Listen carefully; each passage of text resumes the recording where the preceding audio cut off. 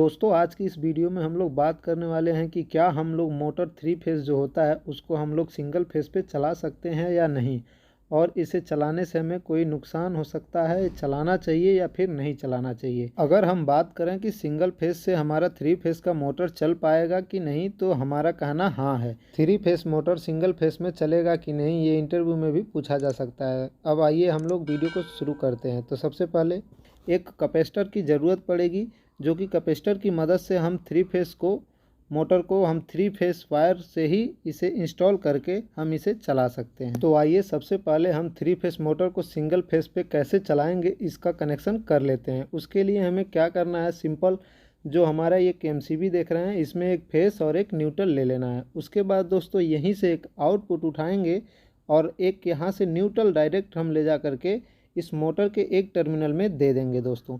उसके बाद इस फेस वायर को उठाएंगे और फेस वायर को हम ले जाकर कैपेसिटर के एक टर्मिनल पर दे देंगे।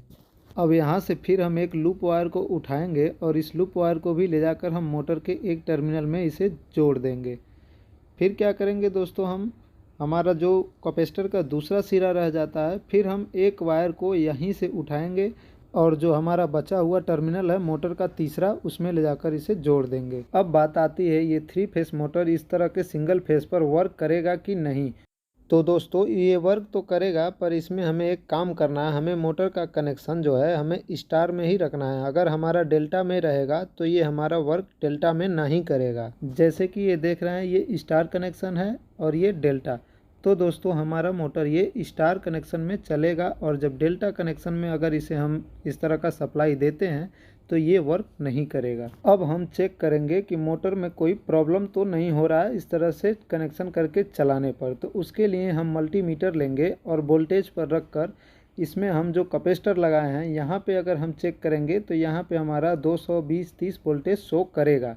और एमसीबी पे भी अगर इनपुट जो हमारा आउट हो रहा है, इनपुट आउटपुट जो हम चेक करेंगे तो यहाँ पे भी हमें 230 वोल्ट का सप्लाई देखने को मिल जाएगा।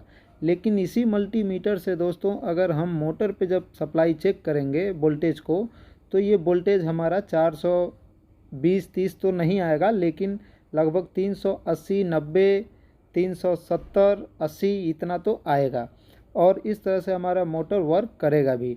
लेकिन दोस्तों इस तरह से अब हम जब एम्पियर उसी मल्टीमीटर से जब एम्पियर चेक करेंगे तो एम्पियर में अगर नेम प्लेट पे अगर हमारा दिखा रहा है कि जैसे अगर हमारा 10 एचपी का अगर मोटर है, तो 10 एचपी का मोटर में अगर हमारा 16-17 एम्पियर लोड आना चाहिए, तो यहाँ पे आप देखेंगे कि इसमें क्या हो रहा है, अनबैलेंस लोड होगा। जैसे कि आर वाई में अगर आर में देखेंगे तो इसमें आपको एम्पियर दिखाएगा 18, 19, फिर उसके बाद से ब्लू जो बी वायर है इसमें देखेंगे तो आपको दिखाएगा कहीं 20, 21, फिर उसके बाद जो बी हमारा ब्लैक वायर है उसमें आप देखेंगे तो इसमें 15, 16 या 14 दिखा सकता है। तो इस तरह का हमारा अनबैलेंस लोड दिखाएगा।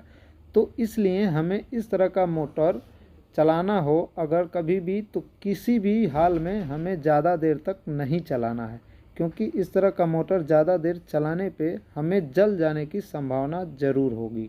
तो अगर इस ट्रिक से आप मोटर चला रहे हैं तो कोशिश कीजिए कि ज़्यादा देर तक इसे नहीं चलाएं, क्योंकि दोस्तों ज़्यादा देर तक चलाने के लिए आपको 3 फेज़ लाइन लेना ही पड़ेगा अगर हमारा 3 फेज़ का मोटर है। तो दोस्तों अगर वीडियो अच्छा लगा हो तो लाइक कमेंट कीजिए, और चैनल पर नए हैं तो चैनल को सब्सक्राइब करके बेल आइकन पर जाकर ऑल पर प्रेस कर दीजिए, ताकि आने वाले हर वीडियो का नोटिफिकेशन आपको आसानी से मिलता रहे। जय हिंद दोस्तों।